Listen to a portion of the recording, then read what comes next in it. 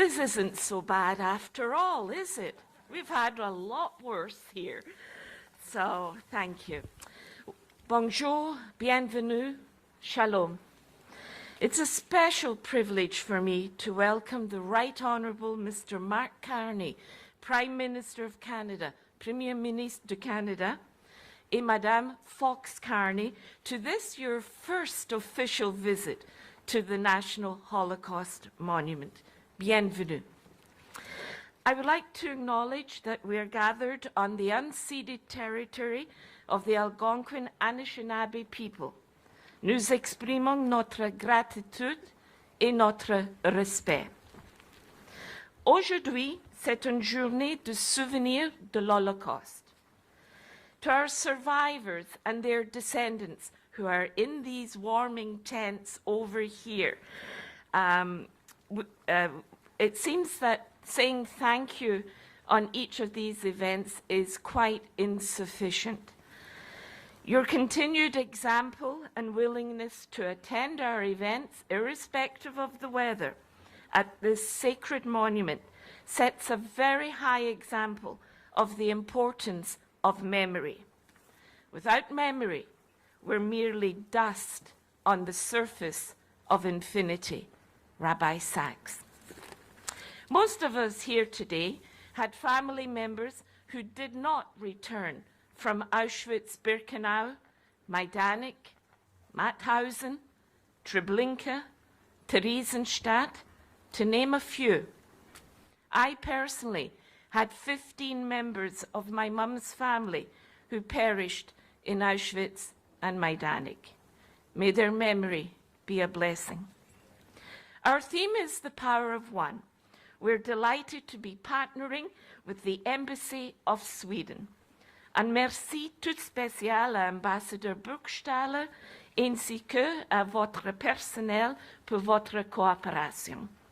Please, if anyone requires any assistance, we have St. John's ambulance staff here on hand, as well as our therapy dog, Gemma. J'espère que vous allez apprécier les présentations qui vont suivre. Merci. Thank you.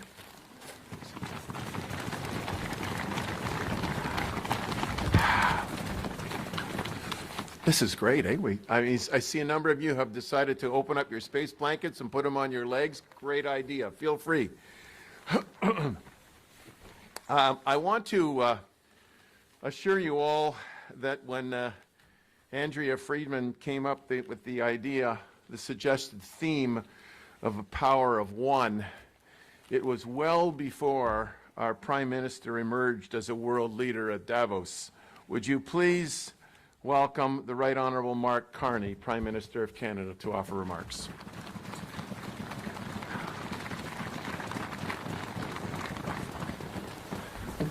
Thank you. Thank you very much, Lawrence. Thank you, Annette. Thank you all for including me. I would like to thank the National Holocaust Committee, CIJA, the Jewish Federation of Ottawa, B'nai B'rith, the Israeli and Swedish embassies for organizing this important event. And to Tibor, Judy, Joe, Ruth, Judy Bosloy, who's here on behalf of her mother, Vera, John Diener on behalf of his father, Nathan, Lawrence, you here on behalf of your father, Annette, on behalf of your family. Thank you from all Canadians for your presence and for your witness. You have lived through the most horrific chapter of human history. Yet, again and again, you have chosen to bring those darkest memories to light, so that what happened will not fade into silence, so that what happened will never happen again. That is the power of one. One life, one voice, one choice to bear witness. And it's the responsibility of those of us who hear witness to truly listen, to reflect, and to act.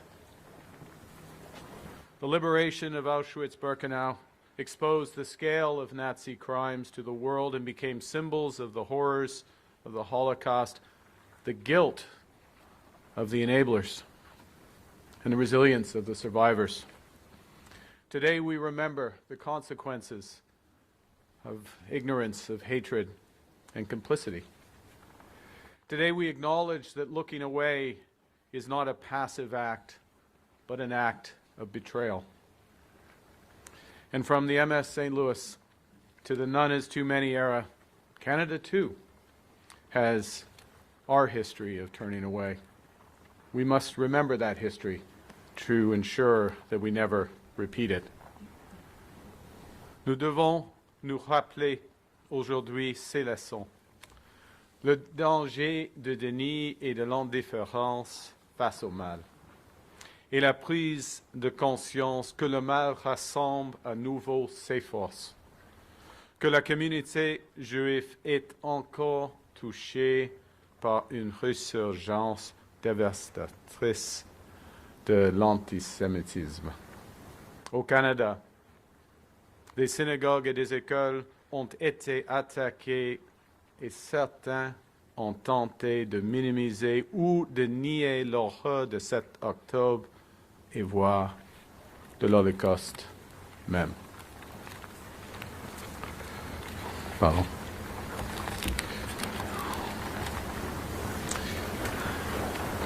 Bien que le monde ait à nouveau été témoin de la force et de la résilience impressionnante du peuple juif, il est de notre devoir de rebâtir un pays où le peuple juif peut vivre en toute sécurité, ouvertement et librement.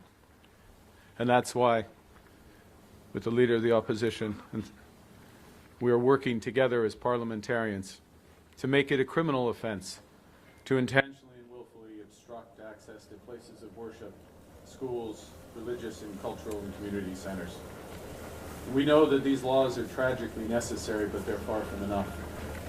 Laws can deter acts of hate and punish them if they occur, but they can't prevent hate from taking root. Just as the absence of war is not peace, the absence of physical and verbal violence is not the same as truly living in Canada. We stand, all parties stand, with the Jewish community against hate.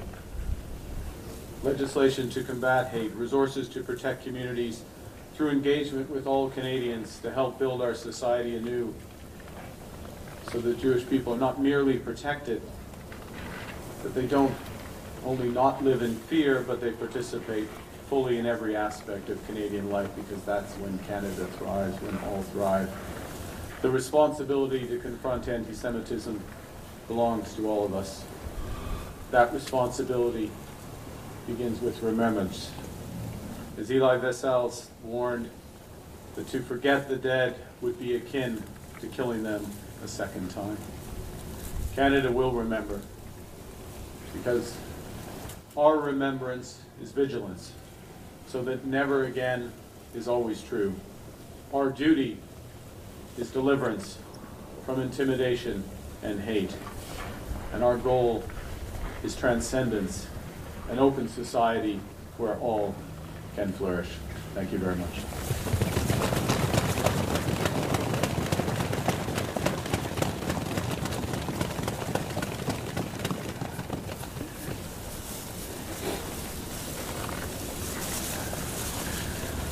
I want to invite this is always the challenging part of the ceremony.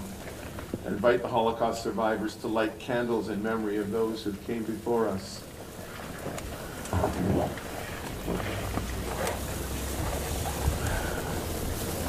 Off to my right, your left, are the candles to be lit by Professor Emeritus Tibor Egerváry, Hungary.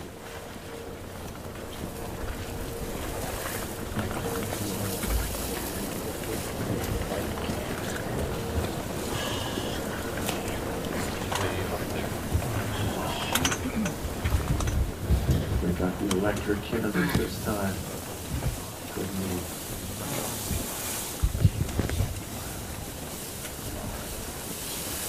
John Diener, son of Holocaust survivor Nathan Diener, in Ukraine.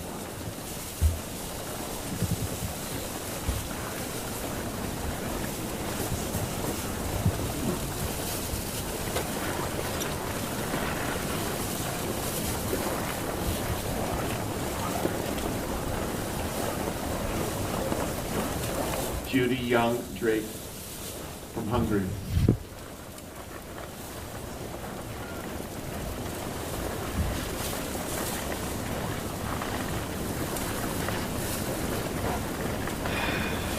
Joe Gottdenker, Poland.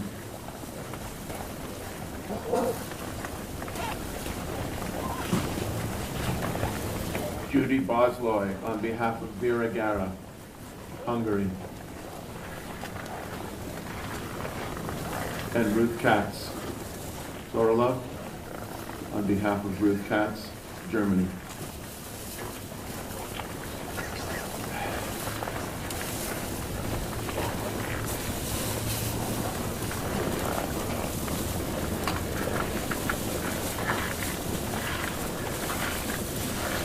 Thank you. You may be seated.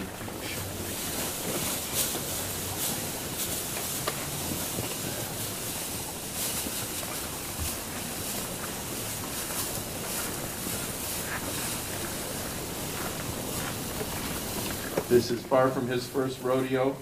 He's been a regular attendant here at this ceremony for the last several years. Would you please welcome the Honorable Leader of the Opposition, Pierre Poilievre.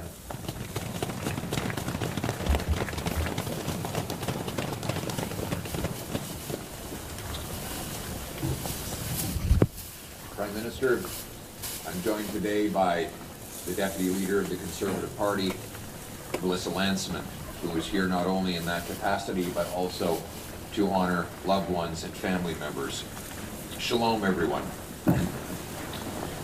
Over 80 years ago, Allied forces liberated the victims of the Holocaust at the largest and most lethal of all camps, Auschwitz-Birkenau. At least 1.3 million people were forced into that camp alone. 10,000 would die every single day in the peak of the killing at that location. For the 1.1 million killed, most of them were Jews. Of the 1.1 million, most of them were Jews. The remains today are a witness, a demonstration, a tomb for all that came before and all that suffered so much. But it didn't begin overnight. The moment the Nazis seized power, they launched a campaign of repression and terror against the Jewish people. They attacked businesses and synagogues, destroying thousands in the Kristallnacht alone. The Nazis spread their vile hate first through depravity of deportations and ghettos and ending in the horror of the Holocaust, the monstrous genocide of the Jewish people. At least 6 million would be dead.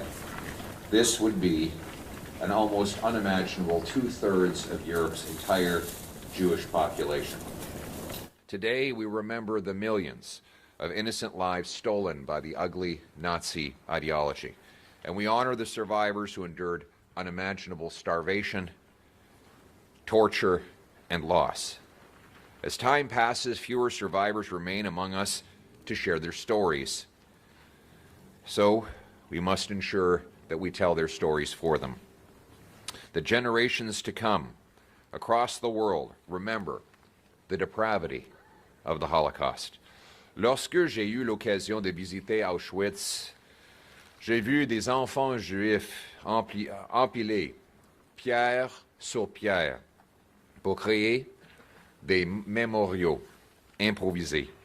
C'est un geste simple, mais chaque pierre nous rappelle que les nazis ont échoué, que le peuple juif est toujours là et que nous n'allons jamais oublier. Nous ne pouvons pas ignorer le fléau de l'antisémitisme qui existe encore aujourd'hui. Le 7 octobre, il y a 3 ans, nous avons appris qu'il y a toujours de l'antisémitisme à travers le monde. Heureusement, la guerre est enfin finie. Le dernier otage vivant est resté chez lui en octobre dernier. Le dernier corps a finalement été repatrié hier. Mais nous n'avons pas vu la fin, malheureusement, de l'antisémitisme qu'on voit à travers le monde. Le peuple juif est victimisé encore et encore après les crimes des événements du 7 octobre. When I had the chance to visit Auschwitz personally, I saw Jewish children laying one rock on another. This is in keeping with the Jewish tradition of putting a stone on top of a grave marking as a way of saying, we're still here. We haven't forgotten you. We still love you. It's a simple act, but each stone reminds us that the Nazis indeed failed, that the Jewish people are still here and they still remember.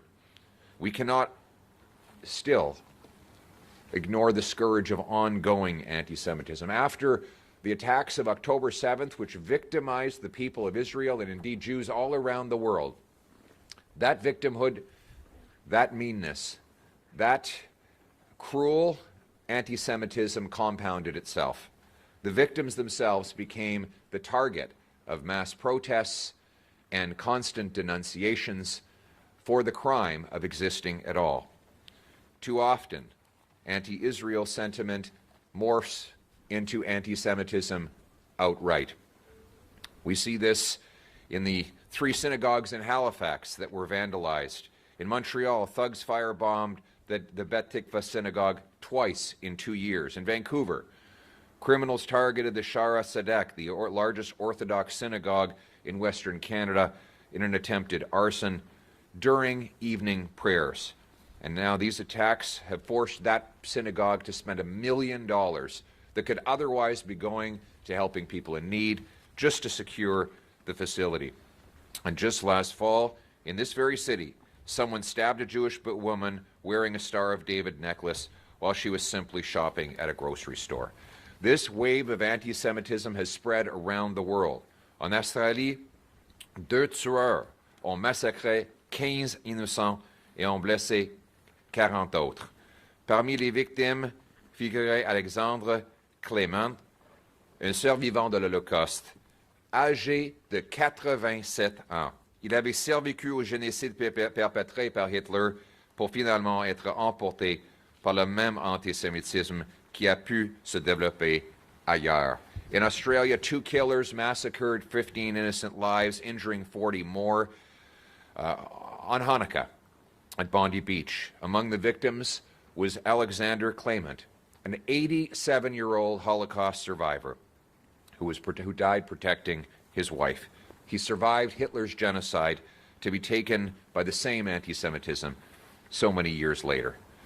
These tragedies remind us of the importance of standing every day and every way against anti-Semitism. Today's anti-Semitism, regretfully, is more top-down than bottom-up. It is spread through university faculties and other educational institutions which teach people to fear and hate Israel. It is spread through grants by our own government to so-called anti-racist groups and individuals who themselves spread anti-Semitic hatred and tropes across the country. We must ensure that this never happens again. We must stand up for the right of Jews to live safely, peacefully, and openly, with the Star of David on their chest, with the mezuzah on the door, with the kippah on their heads, proudly proclaiming their Judaism and celebrating who they are as both Canadians and Jews. When we do that, and when every single Jew feels safe and accepted in this country, then, and only then, will we have lived up to our oath, never again. Thank you.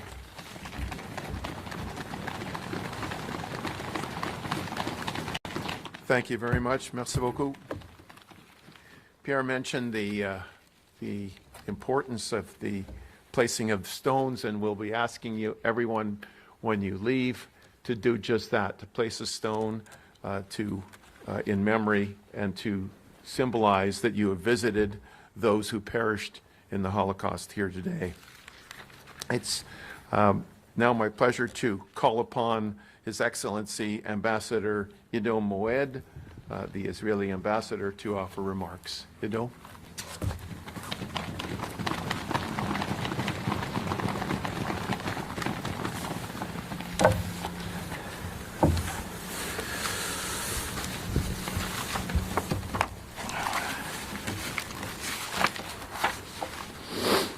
my God, may it never cease.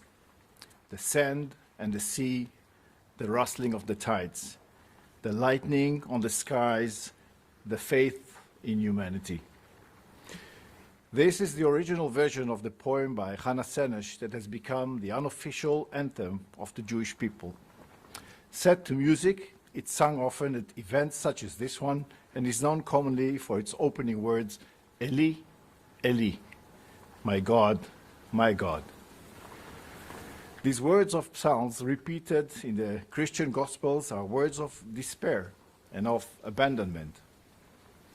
Inspired by a walk from her home in the Holy Land, they were transformed by Senesh to words of wonder and of faith in humanity. She would not live to see their publication. She would instead be captured, tortured, and murdered in a failed mission to rescue fellow Jews from Nazi-occupied Hungary. The same population that Swedish diplomat Raoul Wallenberg and his courageous staff would succeed in saving in the thousands. Today, we mark the victims of the heroes of the Holocaust, those who fell and those who rose to rescue and to liberate. Humanity's hope, who fought for liberty and freedom. On the sands and on the seas, like lightning on the skies. Today we are mindful of the debt we owe to the victims and to the heroes, of the debt owed to the past and to posterity. We are mindful that ancient seeds of hatred have been unearthed from the past to be sown anew, of vile tides rising and repeating, of the blood libels resurrected, false charges of murder now evolved to genocide. On October 7th, Jewish blood once again soaked the sands of the Holy Land.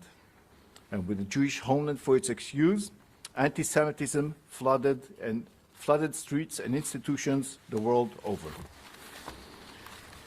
Here in Canada, Jews witnessed their government appease the perpetrators with recognition and were reminded of terrible lessons from history. Here in Canada, Jews have come to fear for their safety and for their liberty in a north seemingly less true, less strong, less free. A Jew is stabbed in the nation's capital for the crime of being Jewish. In Montreal, a man is beaten before his children for the same crime. This monument defaced with anti-Semitic propaganda. Jewish institutions and places of worship fired upon and set ablaze across the country. The Nazi Hakenkreuz spread over Winnipeg's Jewish school and synagogue. In Toronto, anti-Semitic protesters invade and intimidate residential Jewish neighborhoods unopposed. Ontario school boards adopt openly anti-Semitic policies, ignore Jewish identity, and push biased policies, political agendas.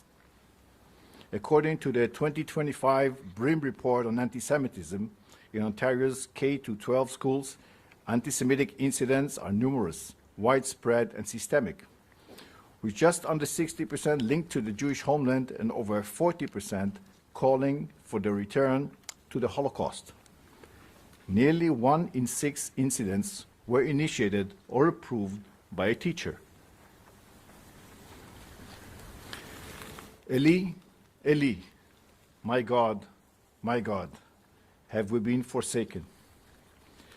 But rather than despair, we are today reminded the Jewish people are restored to our ancestral home. And around us, here today, we see the ingredients of Senesh's faith in humanity. We see the potential, once again, for a coalition of like-minded nations dedicated to education in the face of intolerance, to liberty and freedom in the face of hatred and terror. Together, like Hannah Senesh, transforming despair to wonder and to faith. Together by God, ceaseless as the earth and the skies, and the tides and the skies, the hope of humanity.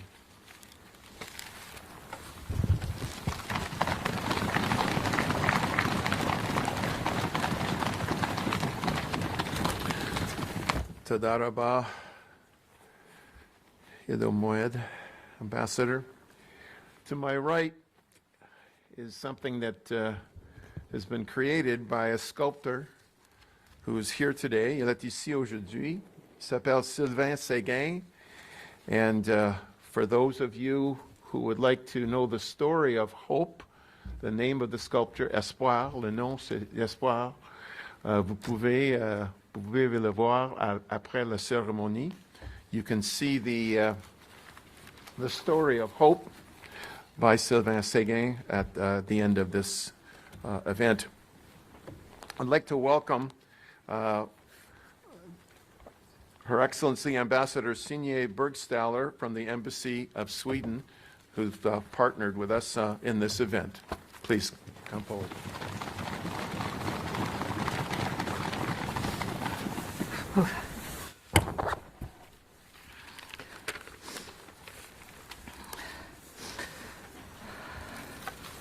Prime Minister, Leader of the Opposition, members of the National Holocaust Monument Committee, survivors and descendants, Excellencies, ladies and gentlemen, what an honor it is for the Embassy of Sweden to co-partner on this event today.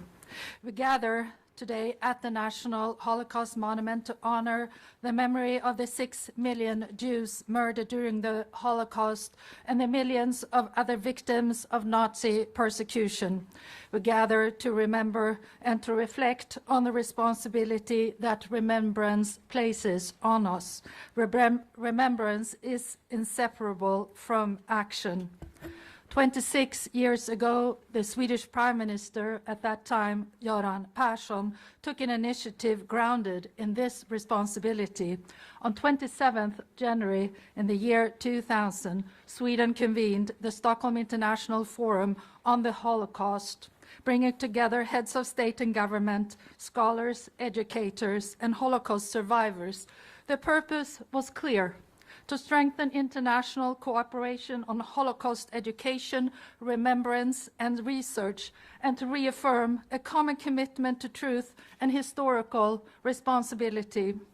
The outcome of that forum was the Stockholm Declaration, which later became the foundation of the International Holocaust Remembrance Alliance, IHRA. Thank you. The Stockholm Declaration states that the Holocaust fundamentally changed the foundations of civilization and that its universal lessons must be preserved for future generations. It stresses the shared commitment to commemorate the victims of the Holocaust and to honor those who stood against it. Importantly, the declaration was never intended as a conclusion. It is not a document of the past, but a living commitment, a compass that guides us at a time when antisemitism is once again on the rise, manifesting itself in new as well as familiar forms, at a time when digital technologies amplify disinformation and historical distortion, and at a time when the need to defend the truth is more important than ever before. These developments underlined the continued relevance of the IHRA's work and the enduring responsibility of its member countries to translate memory to responsibility and responsibility to action. For Sweden, this responsibility is closely connected to the legacy of Raoul Wallenberg, a Swedish diplomat whose courage and moral clarity saved tens of thousands of Hungarian Jews during the Holocaust.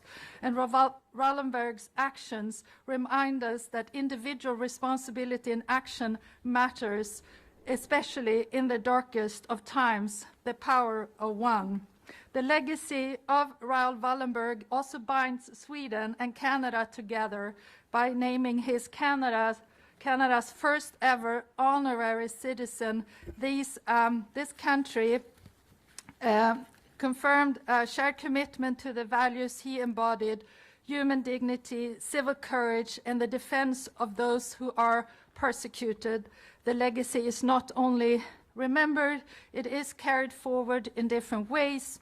One way is through the Young Courage Award established by the Raoul Wallenberg Academy that recognizes young people who demonstrate moral courage in our time, young people who stand up against anti-Semitism, racism, and discrimination, and who defend human dignity through their actions in their local community.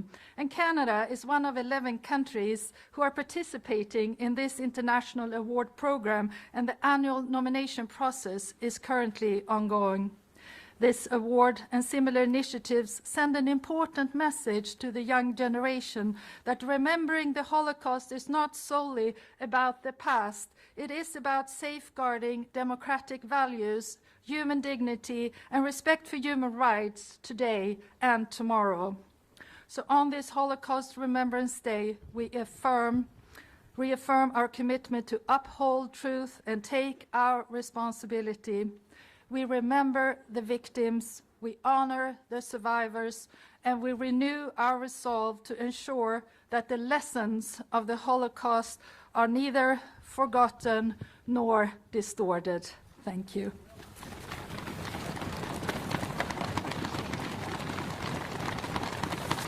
I think that deserves a standing ovation. What do you think? Feel free to stomp and clap.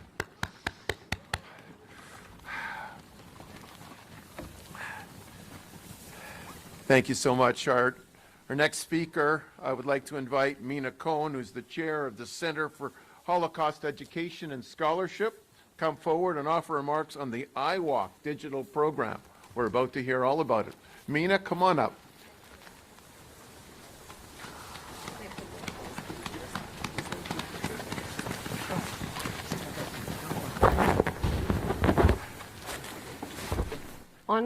Honorable guests, as a daughter of two Holocaust survivors and the chair of CHES, the Center for Holocaust Education and Scholarship, I thank you for standing here together in remembrance and in hope. CHES' primary mission is Holocaust education. All our programs aims not only at teaching and preserving the memory of the Holocaust, but also to combat anti-Semitism and racism. Our mission, our most recent initiative that advances this goal is the National Holocaust Monument iWalk app, a unique interactive educational tool developed by CHES in partnership with Liberation 75 and the USC Shoah Foundation, and funded by the Government of Canada, the Canadian Race Relations Foundation, and MSPIC. The monument, designed by a world-renowned team, is beautiful and haunting. But it had struggled to attract visitors, and those who did visit left without fully understanding the meaning behind what they saw. The iWalk app was developed to enhance the experience of visitors to the monument. It offers an interactive bilingual guided tour designed to deepen the understanding of the Holocaust and combat anti-Semitism. It focuses on the monument's existing images. One of them you're facing right now, and when you look at it, ask yourself, do you understand the meaning behind it?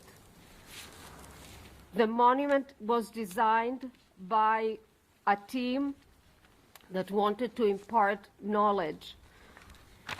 The monument design is focused on these 6 images, its symbolism, as well as it augments the overall experience of the history of the Holocaust, and the voices and testimonies of 17 Holocaust survivors who made Canada their home.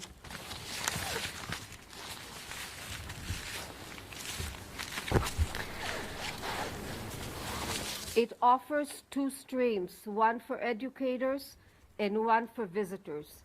Accessible on location and virtually via mobile devices, the National Holocaust Monument app can be downloaded using a QR code available at the back on a sign that is next to the blue panel. The monument, built as a place of reflection and warning, has not been immune to the very hatred it seeks to confront. Last June, as we prepared to launch the I Woke Up, the monument was defaced, reminding us the urgent and unfinished work that we still have. As we leave here today, may we carry with us not only the memory of the victims and the survivors, but the resolve to ensure that the hatred we confront in our community, is never met with silence and indifference. Thank you.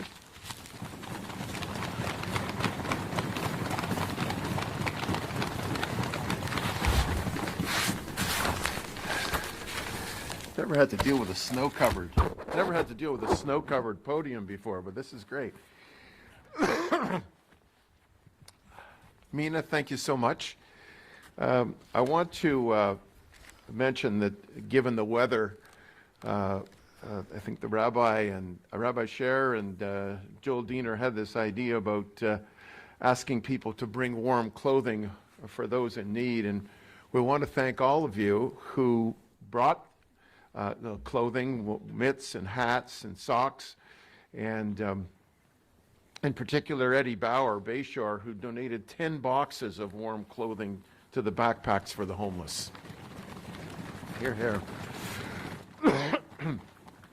Our next speaker is the CEO of the Center for Israel and Jewish Affairs. Please welcome Noah Shack.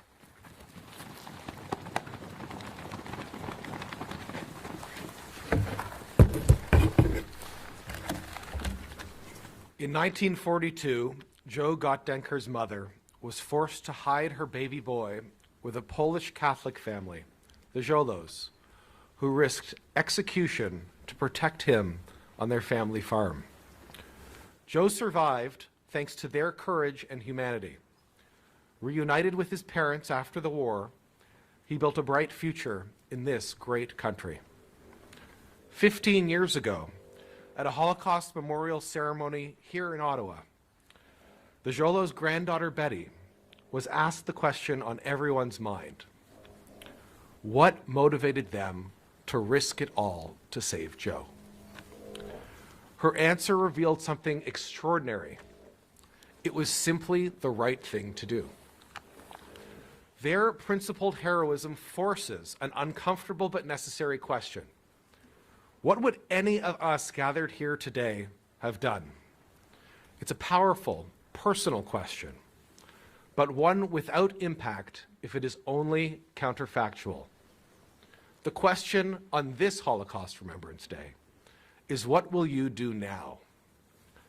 As the precious few remaining survivors warn us that what they see in Canada, once the land of their dreams, brings back the nightmares of their childhood. When for the first time in Canada's history, Jews are contemplating migration from this country that we have helped to build because of the hate targeting us. And when we stand here, just 20 minutes away from the supermarket where a Jewish grandmother was viciously stabbed while shopping for groceries. What will you do now? Canada today is not Poland of 1942. The threats and choices that we face are not those faced by the Gottdenkers and the Jolos. But when calls for violence against Jews are shouted openly without consequence, when Jewish Canadians are harassed and intimidated when we gather, when children are bullied at school and parents discriminated against at work, when synagogues are firebombed and schools shot, when our National Holocaust Monument is defaced, when Canadian flags are burned and in our streets terrorist groups pledged to murder us are praised, when the promise of Canada is under threat, it is time to answer this question without equivocation. What will you do now? If we want a safer, stronger country for all Canadians, each of us must learn the lessons from the past, draw courage from the Gottdenkers and the Jolos, and act decisively against hate, extremism, and violence to safeguard our future. Thank you.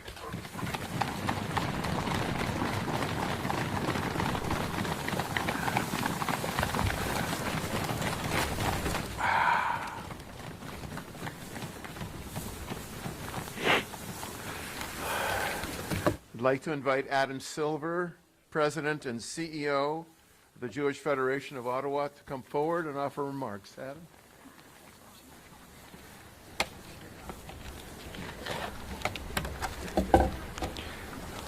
Good morning.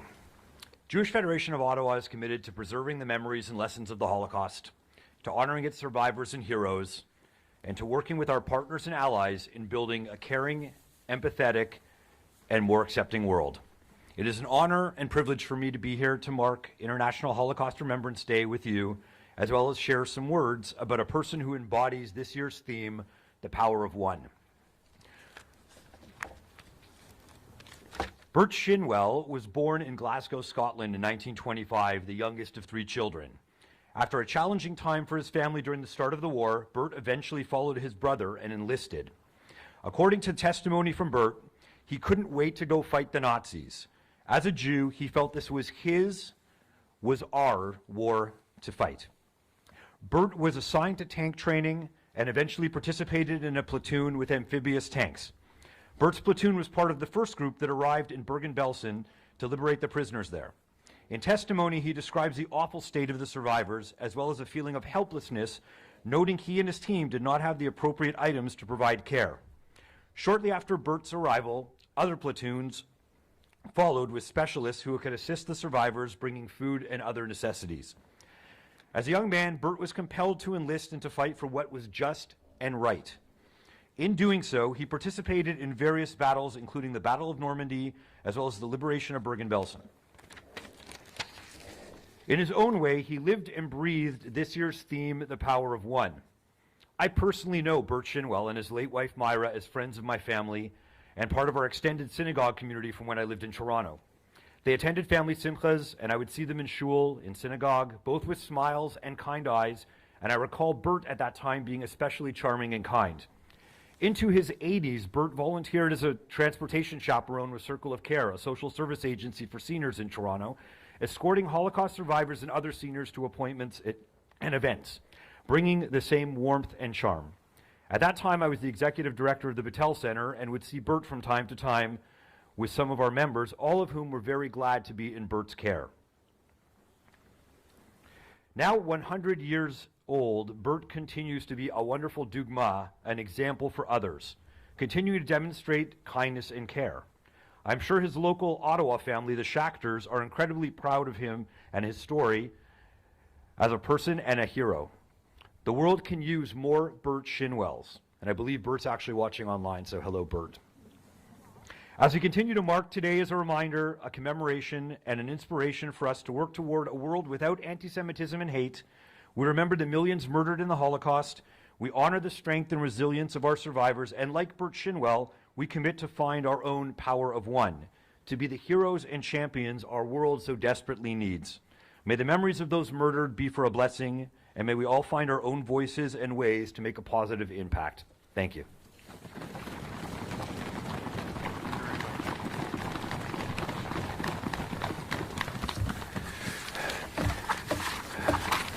Thank you very much, Adam.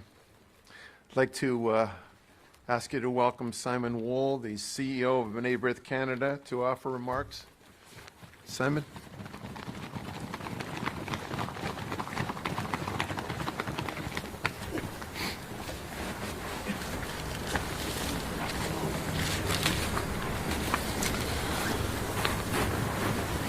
We gather here today not only to remember the Holocaust, but also to confront a question it still places before every generation. What can one person do? Une seule personne peut faire une différence. Nathan Diener was born in 1924 in Poland. He was born to a poor family, but one rich in love, faith, and hope. He was a child that went from public school to Hebrew school every day. He learned all about working with the cattle from his father and learned a trade from his uncle. He was a child who believed that the world could just be made better by human hands. But then the world collapsed. Nathan watched as his town was occupied, his family torn apart at Belgique. He watched his mother forced to dig her own grave. and later he himself was forced to sort through the clothing of the murdered and recognized the clothing of his own mother. And yet somehow, this is where the power of wins. When a labor camp fence was cut open, it was Nathan who encouraged his father to escape. When the war ended, he was told to return east, and one woman, a neighbor, told him it was still too dangerous and not to go. And that in turn saved his life. The single act of one person's courage changed everything. Un seul acte de courage a tout changé. Nathan rebuilt. He chose life. He came to Canada. And today we confront dangers in Canada that not only demand clarity, but caution. In recent years, we've witnessed hatred that we never imagined would return to our streets, to our communities, to our schools, to our public spaces. We call on leaders to confront anti-Semitism wherever it appears, online, on campuses, in our streets, and to understand that hatred, left unanswered, always grows. So let us remember the power of one child who took decisive action, the power of one neighbor who helped a friend, the power of one Holocaust survivor who rebuilt. Soyons unis. May we never forget that the future is shaped again and again and again by what one person decides to do. C'est ainsi que le futur se construit, une personne, une décision courageuse à la fois. Thank you.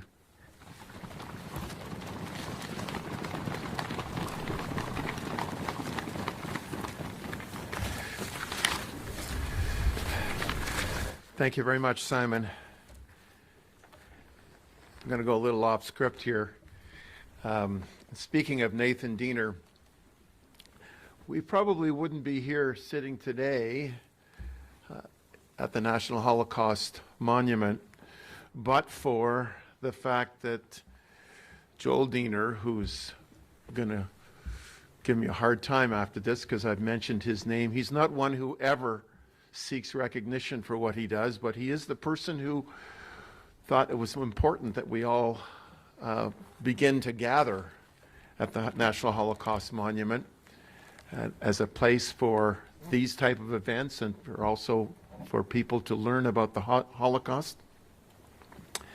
And Joel is a co-chair of the National Holocaust Committee, and he's also the guy who organizes all of the volunteers who put out the chairs and put away the chairs, and we're going to gather up all of the space blankets and do all the other things that enable this event to happen. So if you would please recognize Joel Diener and the volunteers that help make this event happen. Thank you so much. I'd like to welcome Jack Jedwab, President of the Association for Canadian Studies in Metropolis, Canada, to offer remarks on Holocaust distortion.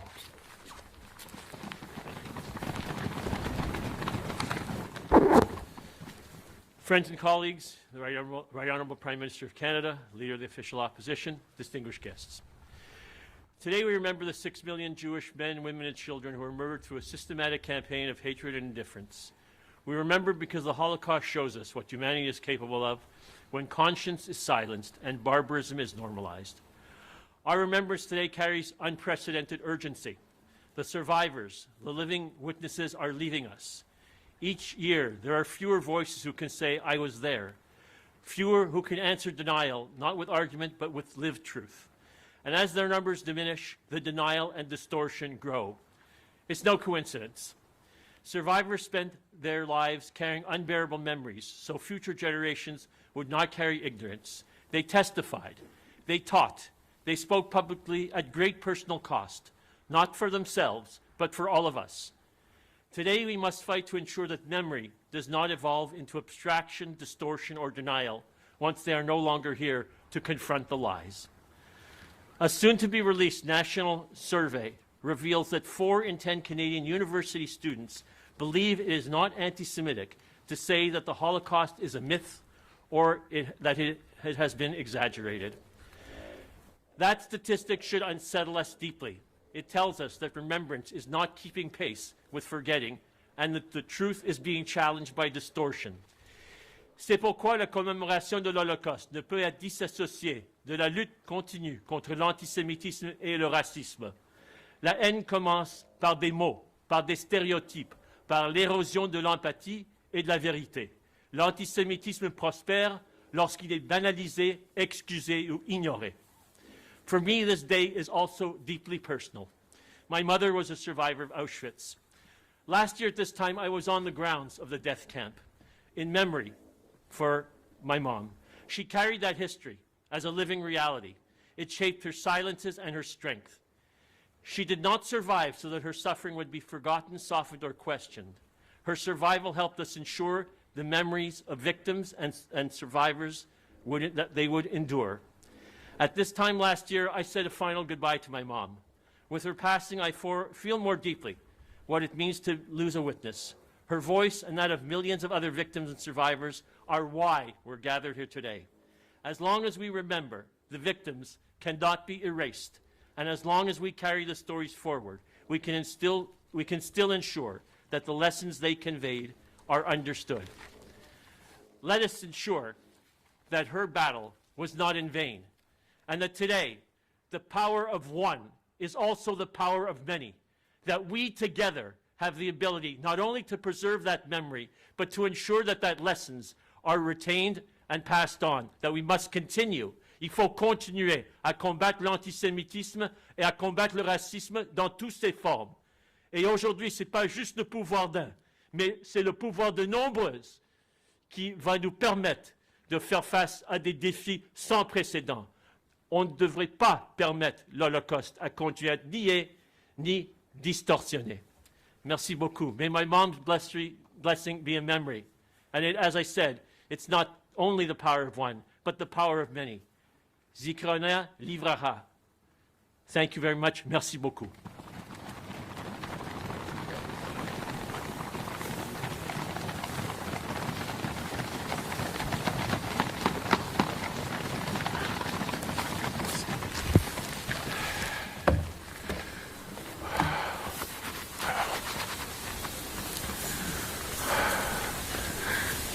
Well, we've actually gotten through all the speeches. And now we move to the prayers. Rabbi Idan Sher, there you are, right in front. How could I miss you? Thank you.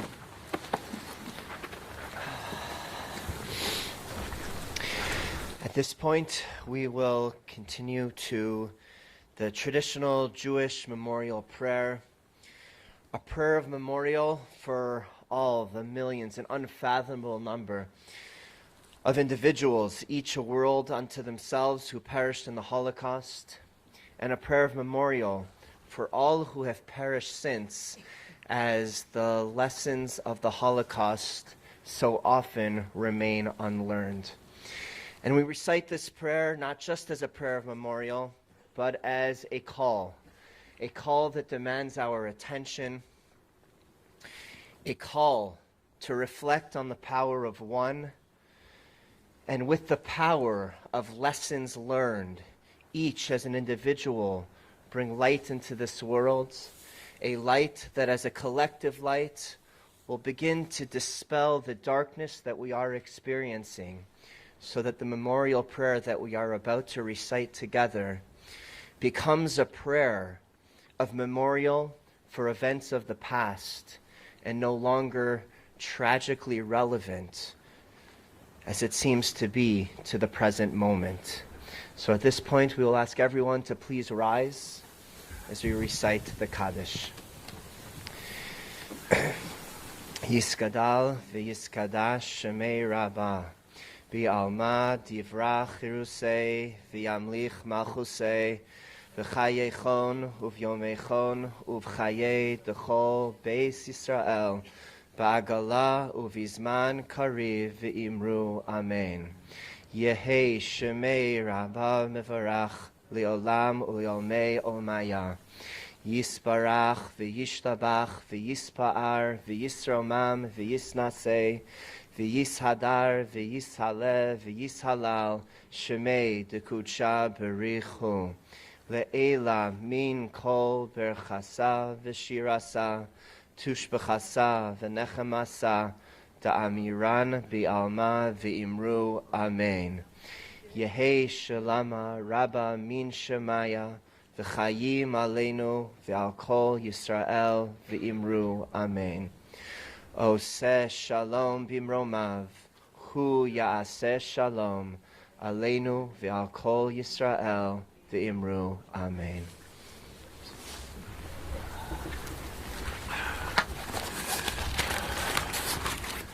Thank you, Rabbi. Call on Cantor Green to come forward. There you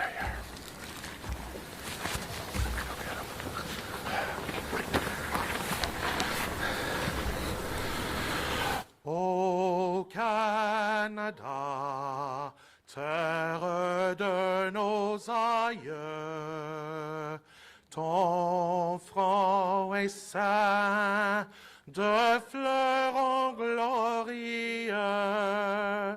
With glowing hearts we see thee rise, the true north strong and free.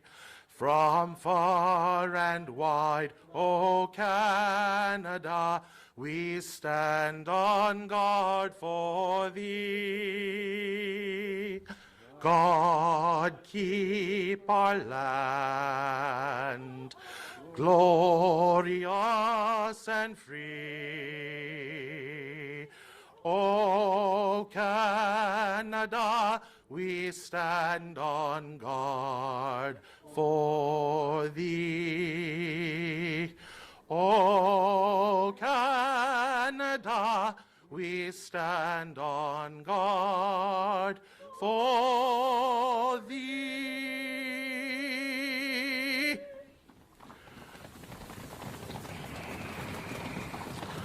Kolod balevav penima, nefesh Yehudi homia, ulfate mizrach kadima, ayin letzion Sophia. Od lavda tikvatenu, hatikva bat shnot alpayim, liyotam chofshi be'atzenu, Eretz Zion v'Yerushalayim, liyotam chofshi be'atzenu, Eretz Zion v'Yerushalayim.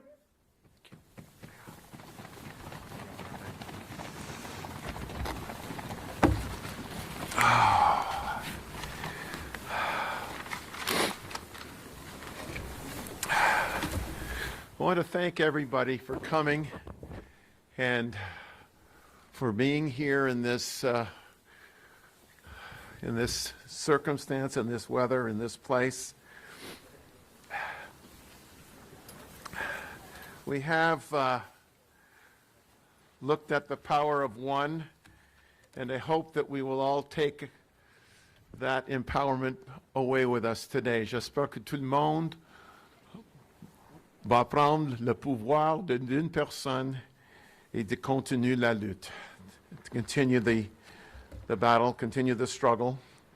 I'd like to invite all of the speakers, Prime Minister, the guest speakers, and VIPs to come forward for the traditional photo op. Again, thank you all for being here today. Merci beaucoup pour tout le monde. Toda rabba.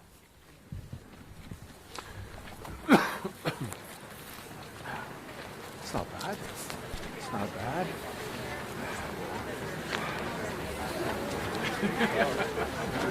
Oh my goodness.